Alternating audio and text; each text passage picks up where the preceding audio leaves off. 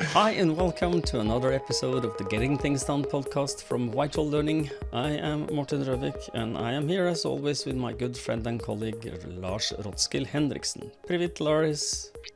Привет, Mr. Very good to see you as always, and good to be with our listeners out there.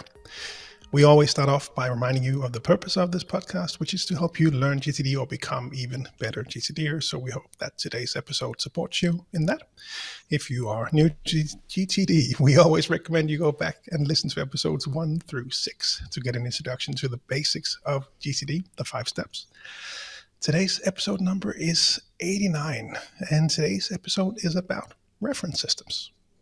Yes, indeed. We've received a listener question or a comment/question from some person you would like to read and tell us the name of, maybe. The name you were looking for is Hauke. We received an email, I think actually yesterday as of this recording. So the email read, "Dear Lars, dear Morten, I want to thank you very much for your great work with the podcast. Even with only the first 4 months down with the GTD system, your podcast helped a lot to tweak it here and there and making it better step by step. Without this, I would probably have drowned in work and things to remember. I'm really looking forward to all the yet unheard episodes and the episodes to come." Happy to hear that. Is there an episode dedicated to the characteristics of a good system for reference material? For example, or for the moment, I could not find anything about this in detail, at least in my experience. A lot of work and good ideas is wasted if material is just stored in quotes somewhere or in a more or less efficient system. Maybe you could elaborate this topic a bit in an upcoming episode if there isn't already one existing. Or do you have any information where to look for some advice on this topic? Thank you very much. Best regards from Germany, from Hauke. First, Hauke, thank you for writing to us. And it's an interesting question. And I was looking through the backlog before we started, or before we got ready for starting making a recording, and I could not find any episode dedicated to that. So this is a good opportunity to visit this topic. I'm sure a lot of people have this. We have, throughout our 89 episodes, touched upon reference material before, but we never made a dedicated episode. So this is for you, Hauke, and for all the others who is reference system curious. How do we do it, and how does, what does the Getting Things Done methodology say? So I don't know. Should we just try and start with what qualifies as a reference system or reference material? Yeah. So a system alludes to that there is something you would like to put in there. So what is this reference material? What is it not? Yeah. Lars? Yeah, so just coming back, as I was looking through the log as well, obviously we've touched on this a number of times, but never really dedicated a whole episode to it. So I thought we might do it now. And of course, there will be multiple ways to geek this out depending on your needs, but just to serve as an overall refresher, or just an overview of the reference approach in getting things done.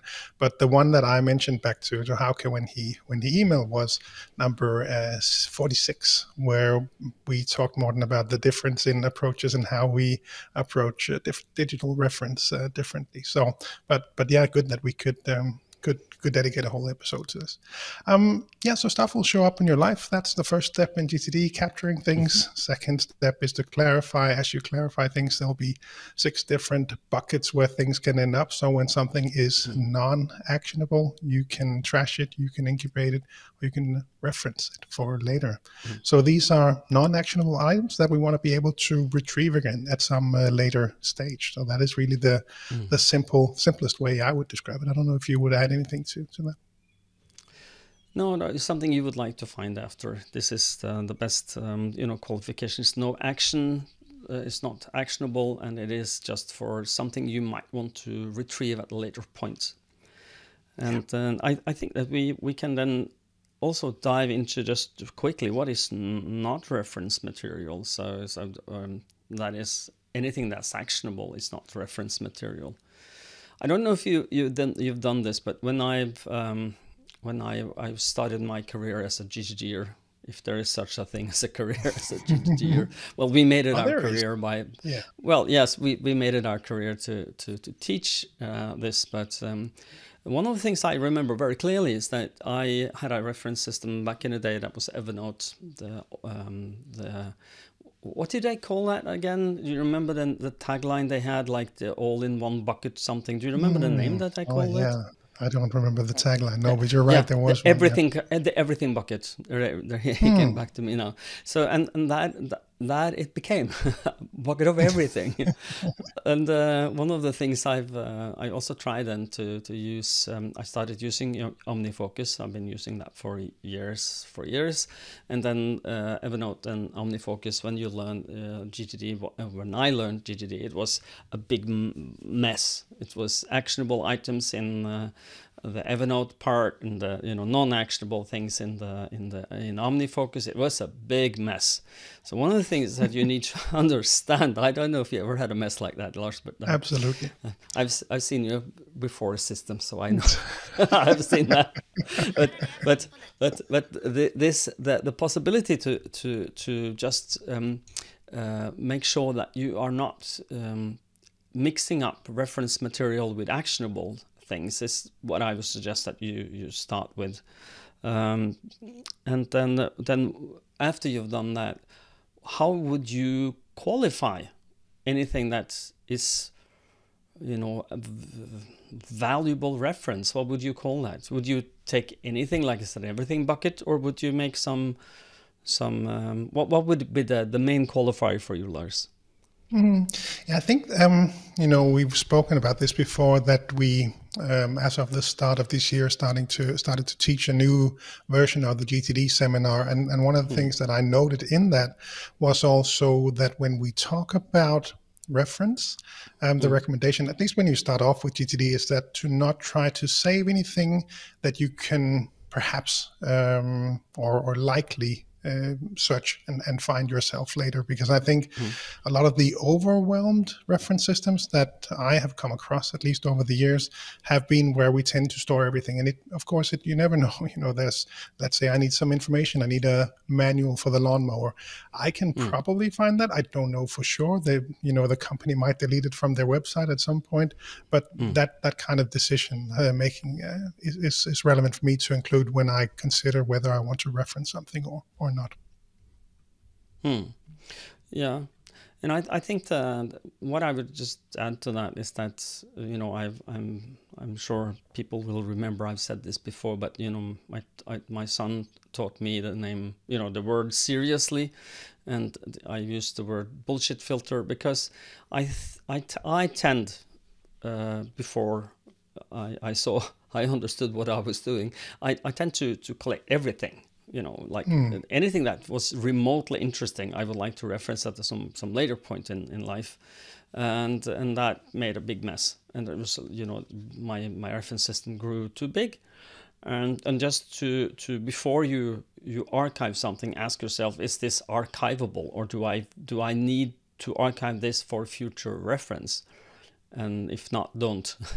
Yeah. So yeah, because it is like with emails, is that the more you have of them in your archive or your inbox, it's the more difficult it is to find the one you're looking for.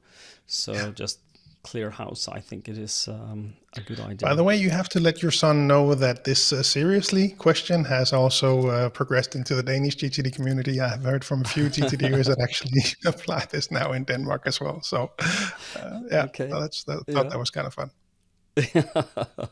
I'll let him know. Good. Funny. Yes. The next thing I've made a note of here is that we need to go back and just the bird's eyes view of this is we have physical and digital reference systems and reference material. So I think how about we dive into the physical first? So how do you, what would a typical physical reference material be for you, and how do you handle it? Yeah, so the most common one I think, is drawings from my boys. that, that seems to be the most common thing that will show up in my in my I know that inboxes. feeling. Yeah, exactly. Yeah, so I'll need to have a place to store those. Some of them are hanging on the wall here next to me. Some of them are filed for reference in the reference system. Not all of them make it there, I should say, because they're quite productive when it comes to drawings. So Mm. so there is that filter.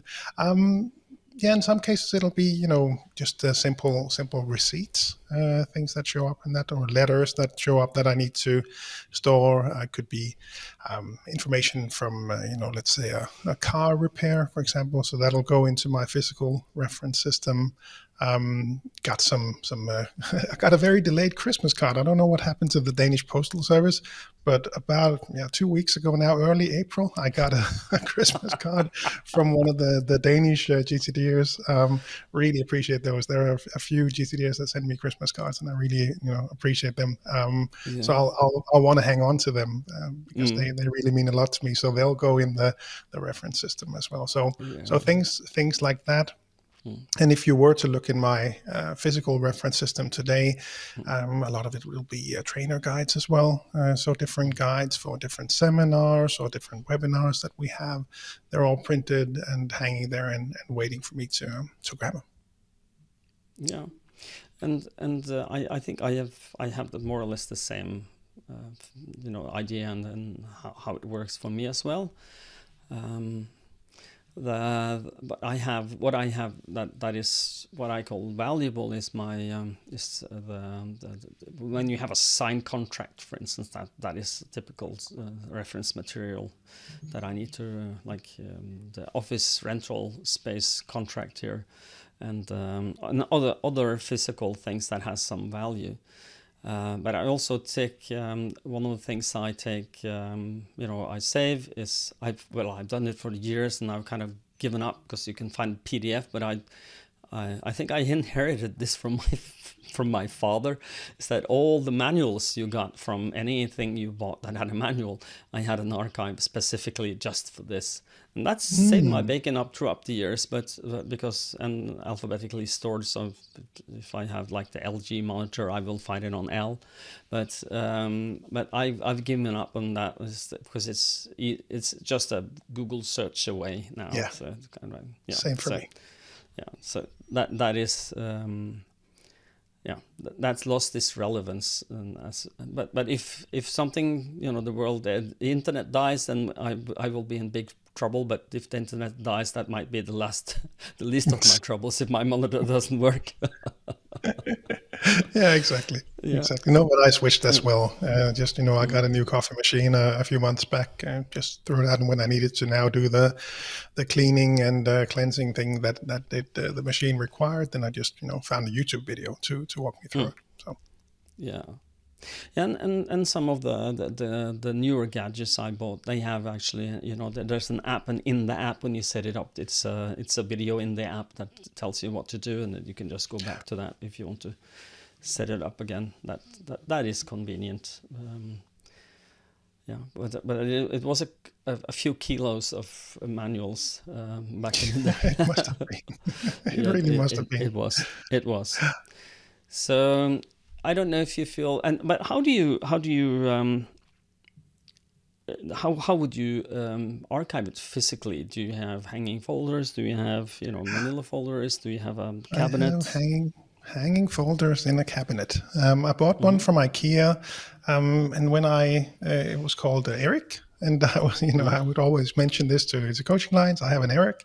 But they stopped selling it sometime last year. I think they stopped selling it. So they have something else now, and it has a lock on it, and it's probably fine. But the one that I have, they don't have anymore. So I'm glad that I've got the one from here at the office, and I bought the same one for home as well. So I have the same system in each place. A number of hanging file folders ready for the Dymo label to be printed and put into, and then just put in the cabinet there. And I really appreciate it also that it's so straightforward, and I don't really have a lot. I think I have one drawer at home and 2 drawers here at the office, and very few new things are now added to it. I think more of it's really simplified over the years. But especially at home, it's been really helpful also to have, you know, a place for passports and travel documents, or currency for the different countries, or wedding certificates, birth certificates. You know, we have these naming stickers. I don't know if you probably have them in Norway as well, and all around the world. These stickers with the kids' names on them, and the phone number that we put inside their clothes. So when they bring them, you know, with them to school or to kindergarten, they know whose clothes it is. So we have those in there. I've used them a number of times, and just recently now we were on a vacation for Easter. And I knew I at some point bought some luggage tags that were really, you know, rugged. And so I went over there and thinking, maybe I don't know where I put them. Maybe I put them under luggage tags. So I went over there and found them. We had gotten some new suitcases, so I just had them there. Some kind of old Kickstarter thing that I bought a while back. And now they have big yellow tags that says "Mine, not yours." So That's I was clear. glad to find them. Yeah, exactly. So I have that the same one at home. I don't know. Do you have different systems, or is it the same? Well, I am in the office here. I have I have a threefold system. One is for, as you said, all the you know, trainer guides and everything that's, you know, related to be a trainer or a coach. Anything that is in what do you call that? The magazine holder. Plastic that you can put magazines inside, because it's an A4, it fits there, and that's in the cabinet beside me here, so easy for easy retrieval. But I also have I will show one of these racks. For those of you who are on camera now, you can see this on YouTube. It is one of the David Allen Company. Yeah, I was just going to say I recognize that from the videos with David. Yeah, exactly. Yeah, and it is something I bought many years ago, and that's for my what I call active project support. And it is also I also have action support material, easily retrievable, so I can. It's very handy. It's within reach of my hand, so I can get to what I need to get to without getting up. And then I have behind me here, I have boxes of cardboard boxes, a little nicer ones, with I date them by the year, and then I archive in January. I go through and see if something is not active anymore in my active overview, and then put them there and archive them there alphabetically. So. So it is. That's my reference, physical reference system for materials I'll need to take care of and not forget. And should we then move on to digital, because that's a little more convoluted? Might be a lot of people are now very digital, which is a lot of pros but a lot of cons as well. I don't know if I'm going to throw you a curveball. Give me some cons for digital reference material. Yeah. Now, just wanted to add that you know, you mentioned that you did this clean out in January, and I just want to, you know, highlight that as well, since we're doing this episode on reference material. That's a really good habit. I have that as well. You know, once a year, just run through that reference system and see what's in there. Clean out what doesn't have to be there. If you don't, it rottens if you don't. and especially, you know, just for me, you know, cleaning out, of course, and I have some receipts that I don't need to have in there anymore because the warranty is now passed. But also just to see what's in there and see, just to be reminded, I have that. That's cool, and you know, because I'll forget what I have in there if I don't use it regularly. So it's a good good tip to do that on a yearly basis. No, so challenges when it comes to digital systems, there can be many. Where should we start? Saving things in too many places. It's so easy to create new folders. I think, for example, when it comes to email, is probably where I see it most frequently, especially in seminars when we do a 2-day version with the implementation workshop. People will open up their Outlook and they'll have, you know, so many folders to go through. So every time they receive an email that they want to save for later, they might not even need to save it, but they'll do it because they know they have a folder somewhere. So they'll scroll up and down and try to find that folder. And it was probably helpful at some point when the search functionality wasn't good, but really people seem to spend so much time doing this. I had one a few years back, one from one of the Danish banks. I think I might have mentioned this before. He got a call when they migrated from one email client to another that they could not migrate his client or his content because he had over 1,000 folders for his emails. So new system couldn't handle that many. So I think that would be the one that I would primarily highlight. I don't know, what would you highlight, Morten? No, what I would highlight is the fact that it is very easy for things to really get lost, and one of the keys that I would like to or the two keys as I see them to retrieve your files is to create a system that's intuitive with structure. So which folders do you have? What do you name them? How do you handle that? And secondly, how do you name your files? Because I think the latter is super important. So, and I know that we are not seeing eye to eye on that. We have had a prior discussion. We should just revisit. That was episode 46. That's so long time ago. I can remember you were disagreeing with me sometime in the past, but 32 episodes or something. Yeah, or 52. Yeah, I don't. Something ago. No. Yeah. Yeah. So. But how would you go about? What I've done for file folders is I'm starting with what I call sphere. Which sphere am I in now? So it could be a sphere could be one of the companies I'm involved with, and this that's a sphere. Those are spheres, but it's also a sphere that I'm a personal private person that I call private. So it would be Vital Learning, and then the other companies, and then private. That's where I start to just make the separation.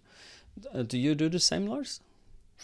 Yeah, I do separate them, but it's just for me when it comes to reference. I think when it comes to digital reference, there'll be, I think, 3 different types overall, at least, with some for. Some of it will be notes that I'm making. So I'll be in I had a few client meetings earlier today talking about trainer certifications, seminars, and also a speech.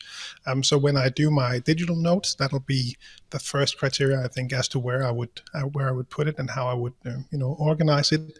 Another would be just the files, so the different file systems that I have, and the last key one for me would be email. So those 3 together with physical items, those are the 4 sort of categories for what I need to typically reference, at least for me. So certainly in those. Do you use OneNote or some program? Yeah, exactly. Yeah. So when it comes to these notes, I use an app called Notes. Very suitable. so I'll use Apple Notes. Yeah, exactly. See, they thought about that when they named it. So I'll typically make my notes there. It's a transition that I've made earlier this year. So not too many things in there yet. My original notes system was OneNote. So I would have everything in there. That really goes back to my days of using OneNote as my GTD system as well. So that's been in there for 10 years, I think.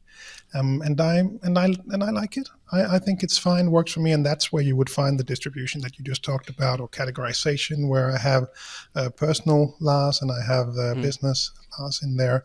Not too many levels, but at least those 2 split into actual reference stuff. And you would also find my checklists in there.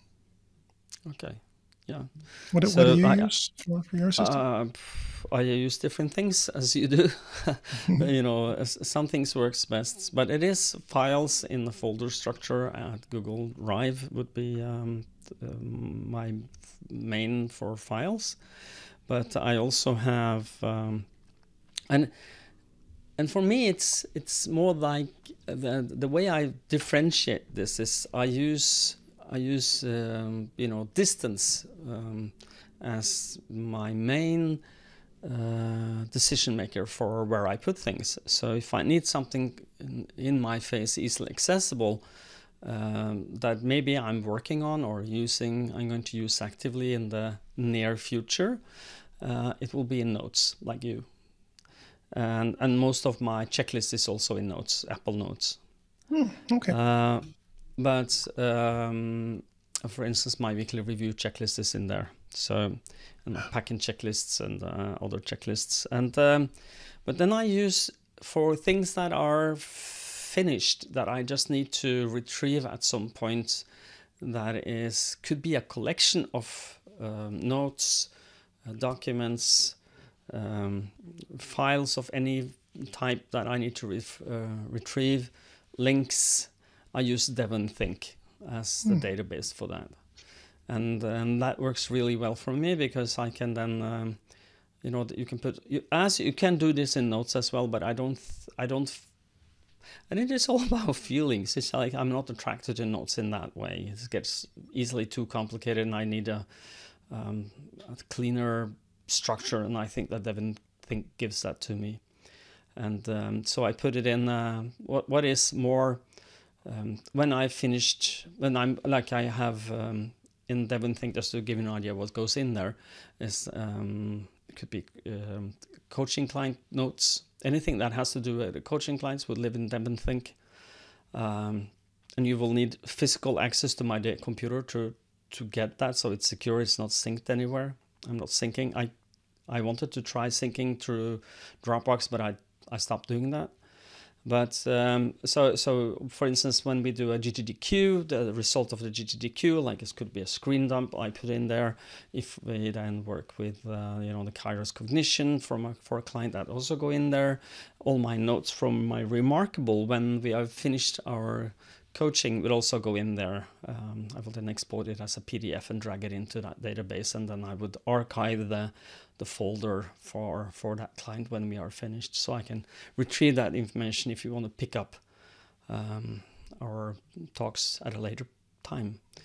So, and yeah, that's that with my files is my main system. So no, but I can recognize that that difference between some things, how I want to archive them. And I haven't thought about it directly when it comes to notes, but if you were to look at notes from coaching clients, for example, I will use OneNote for that because it just offers that flexibility that you then have from DevonThink, with the ability to add competency evaluations or any other files that I might want to bring up in a coaching session. So I have everything in there. So yeah, that makes sense, even though of course notes would probably support much of it. It just, like you said, it feels different. I want to use this tool for one thing, I want to use this tool for something else. That's really what it comes back to, I think.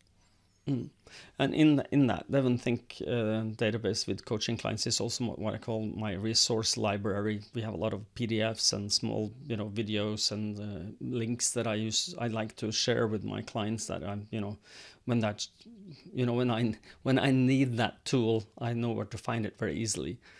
And it's just a few clicks away. So if I don't know if you've now narrowed down to files and folders. Are we there yet?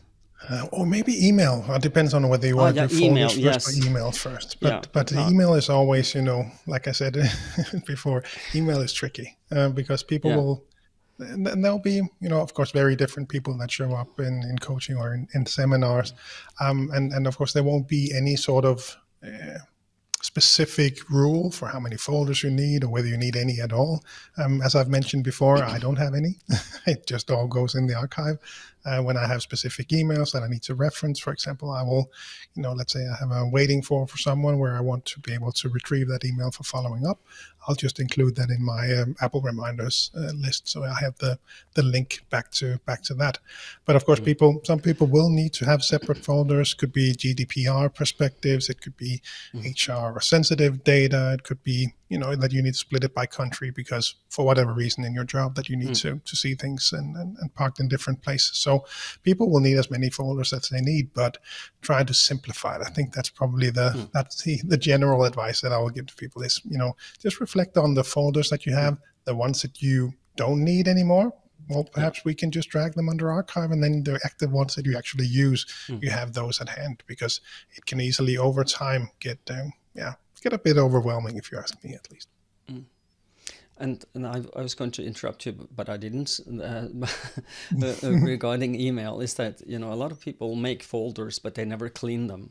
So exactly. make sure if you think that your folders are important for your well-being, most likely that is an illusion. I think maybe for many people it is. I feel more comfortable if I have a folder for this client or this project, and but what I suggest you do is to clean up. If you do once a year a cleanup, that might be a good time to do that. And then just what I do is, for instance, if I have my folder structure, if I have any, is an action support system. So it's not like a reference system in my folders. It's more like something I need to, for instance, I'm waiting for 10 different people to get back to me on separate emails, not in a thread, and I need to capture them somewhere. I will create a temporary folder for that project as an action support. I have a folder called action support, and then I give that name of the label under for the folder for that project. And when that project is over, I just drag that folder to archive and just archive it, so it doesn't need to show up anymore. It doesn't have any. If it doesn't have any, if it is just clutter, get rid of it, is my recommendation. So cut the clutter, as we would say. But how would you go about to tell people if you're going to make folders? How would you name them? For instance, some clients have. How would you attack this? So it's a client that has, a person that has a lot of clients. Should they archive under client, or should they, if they have then under a client, they have projects for that client? Should they then make separate project folders? Or Lars, help us. Well, that's a great question, Morten. Thank you very much for that. No, it really curveballs. Yes. No, and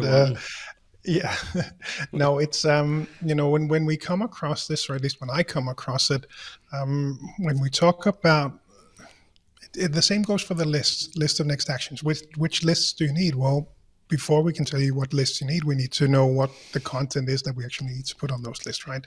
So the same thing goes for emails. Which emails do you have, and how do we need to group them? So that would be one approach. How detailed you need to go comes back to how you use it, and how. Yeah, and that comes back to how you would then retrieve it again. How would you naturally go about finding that email again? And let's say you were in HR, you work with 5 different business areas. Well, you might want to group them by that, because if that's how you navigate and find those emails back, then that might make sense for you to organize it in that way. So it really come back, for me at least, come back to the question of, well, how would I see you finding that again? How would you want to navigate to that email, if you even navigate to it? Because that's the question from my end.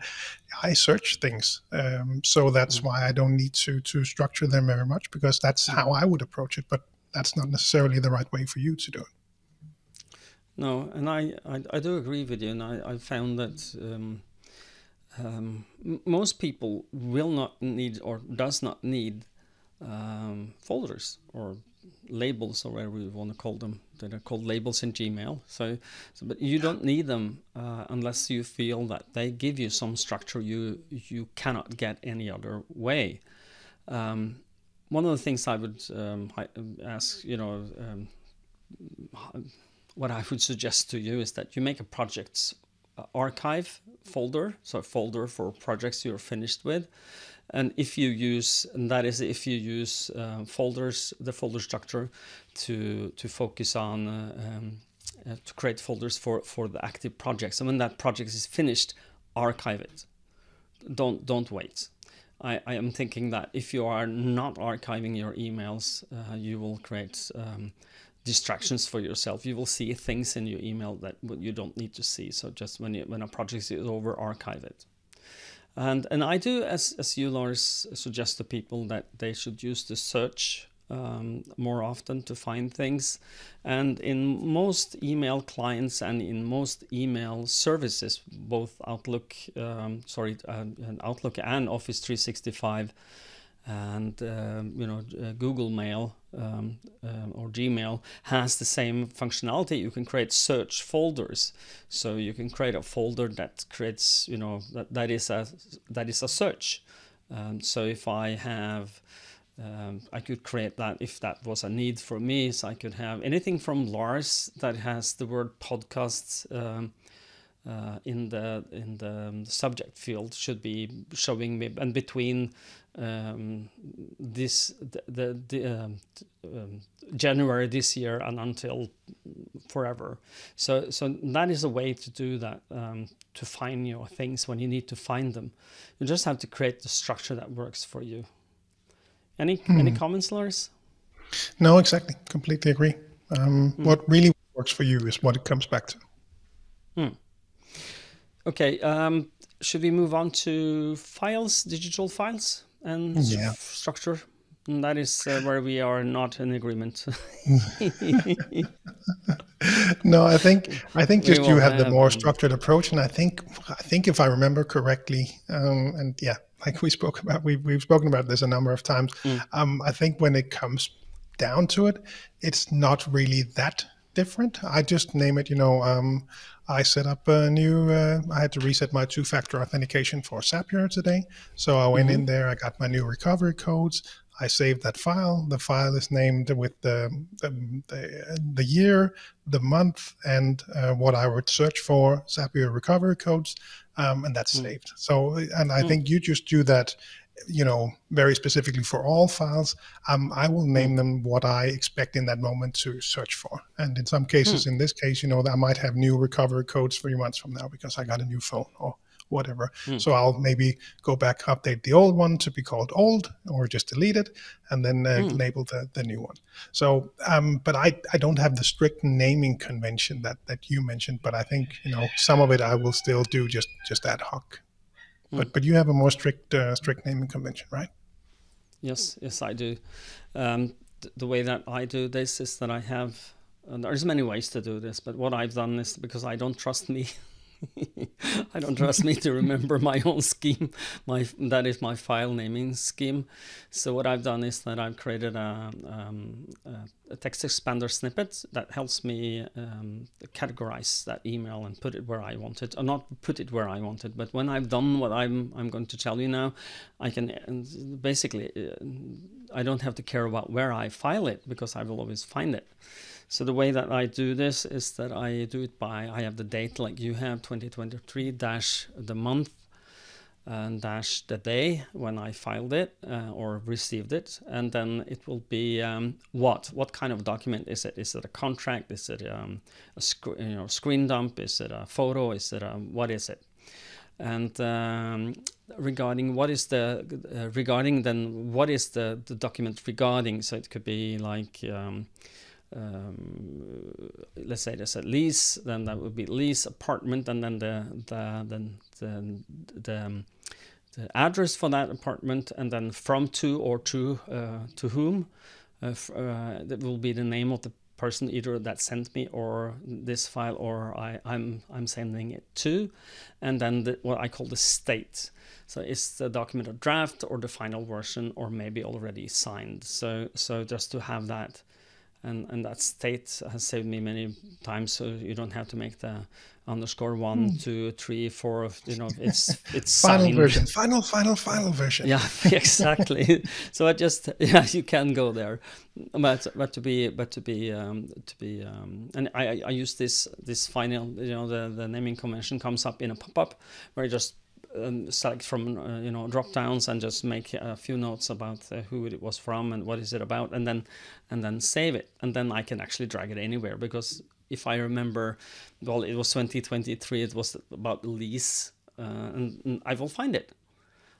I don't even and if it was a contract, I will then search for contract and who, and then few seconds after that's, or milliseconds after I've found it. So does that But make it's sense to interesting you? now that yeah, absolutely. But it's interesting now that I reflect on it that, for emails, I will archive and I will search. And, in some cases, when I need files for whatever reason, I will search it. And in some cases, I will navigate via the folder structure that I actually do have, especially Mm. when it comes to shared drives, because I don't necessarily know what the naming conventions that other people use. So, Yeah. but yeah, I will differ in that in some cases, whether I search or whether I actually navigate the structure that I have.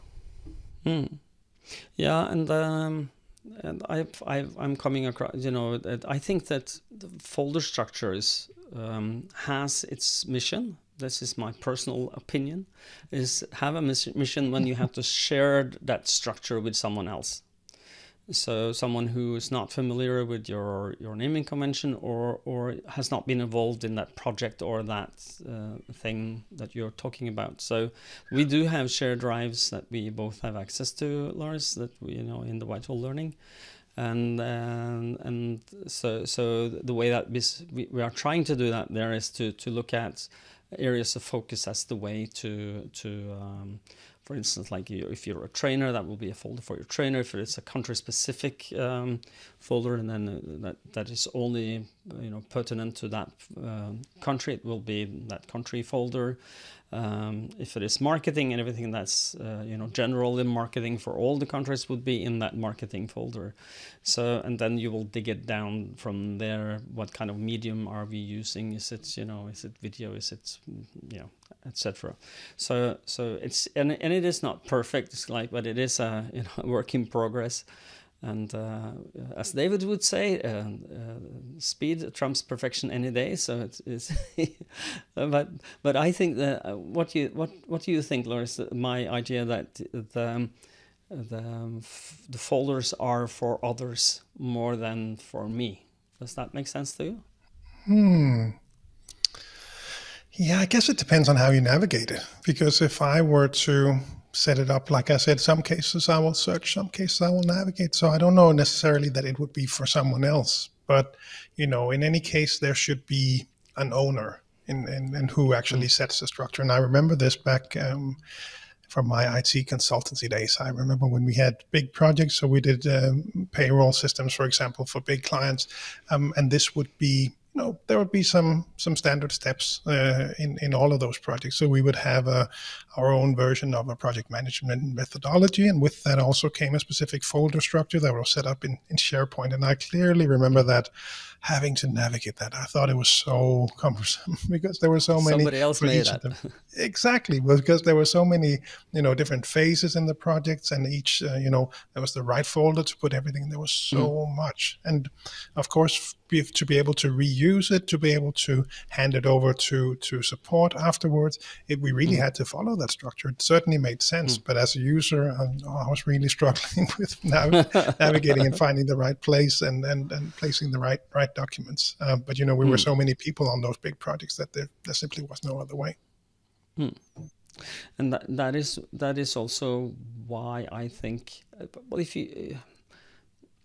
you have access to a file folder structure and you can search those files, and if you are good at file naming conventions, if you're using if not all people do that, the people who are the main contributor to that file folder structure should use the same naming convention to make people find things easily. I think that is key, but it is not easy. There's no way easy. But if you follow the things that you try to think through as good as you can, what do I need to see and how will I find it in the future? If you are mindful for that, you will try and create something. And I will be, I think, forever in search of the perfect file system and file naming schemes, but I'm not sure I will ever get there. So and we have another layer we could add into that mix, which is Michael in Denmark. He uses the tags as well, and he is a big proponent of that, and I've, him and I have gone butted heads a couple of times about this because I don't understand why I would use that. But hey, whatever works for you. And settled casting, and there will be, I'm sure there are some hardcore GTDers out there that will say, "What about this? What about this?" And yes, for those people that need it, it's out there. I'm sure they will find it. You need it if settled casting is a word that kind of goes, makes you, I know what that is and I'm using it, and good for you. But it's a little bit for the rest of us who are not there. I don't know. Do you feel that we have something we should have covered now, Lars, that we haven't? No, I think we covered what I was hoping that we would. That we have, a nice, clear episode about reference systems. So just overall what it is, the different types of things that that most people commonly need to reference somewhere. We kind of walk through how we would place those in different systems, what you might use whatever works for you. Talked about naming convention. I think we pretty much covered it all. So hopefully this will be helpful for those out there curious about, the approach from a GTD perspective on referencing things. And please note, there are GTDers that Lars and I are implementing our understanding of, the reference systems. And there is no perfect version. Like back in the day when David wrote the book, it was A to C folder structure in Manila folders, which is, back in that day, that was the thing to do. We are not there anymore. We are mainly digital. So how do we handle that? How do we create our Manila folders so we can find them again easily? Yeah. So, and toss away anything you don't need. Be hard. That makes it a lot easier to find it after. So, maybe with those words, I can ask you, can you take us out, Lars? Well, I can partially take us out, at least with a quick reminder to head on over to VitalLearning.eu, have a look around, all of the different offerings that we have now, both relating to getting things done, but also crucial conversations, and the different offerings that we have today. You'll find links to each of the country websites there and more information about the different methodologies there. Outside the Nordics, head on over to cruciallearning.com to find your local partners. We also normally wrap up with a quick reminder about the summer camp, GTD Summer Camp 2023, June 17 to 18. We had a few more people sign up, so we sold out with the original early bird tickets earlier this year. We found a few more seats, so still let me know. Send me an email, lars@vitallearning.dk, if you want to get on that waiting list. We don't know how many seats we will be able to find, but send me an email. I'll put you on list. I'll create a folder for you. I promise. I will create an email folder. I'll put them in there. lars@vitallearning.dk. This is the time of the podcast where I will ask you nicely, please subscribe and like our podcast. I've had a little reflection today that some of you are subscribers and some of you are snackers. We would like some of your snackers to become subscribers. So please continue snack, but also subscribe if you'd like. And a 5-star review is always appreciated. And we are, having a very high rating on our podcast. We are super happy for that. So thank you for all of you who are rating us positively. If you're not happy, send us an email. And you can tell us what we need to do better. You can reach us at morten.rovik@vitallearning.no. Yeah, correct. And do that. And I will talk to what Lars is doing wrong. So, okay. Now, Lars, will you take us out? I think I already did. You did? Did you do everything? The new approach. The new approach. Shorter, better. Okay, then I will just say my usual words. And we had a little conversation in the pre-show today about we are being amateurish, and that's part of the charm. And that is, I don't know if it's charming, but that's who we are. So you're getting us without filter here, guys. So, well, thank you so much for listening to us. And until next time, stay safe and stay productive. Bye-bye.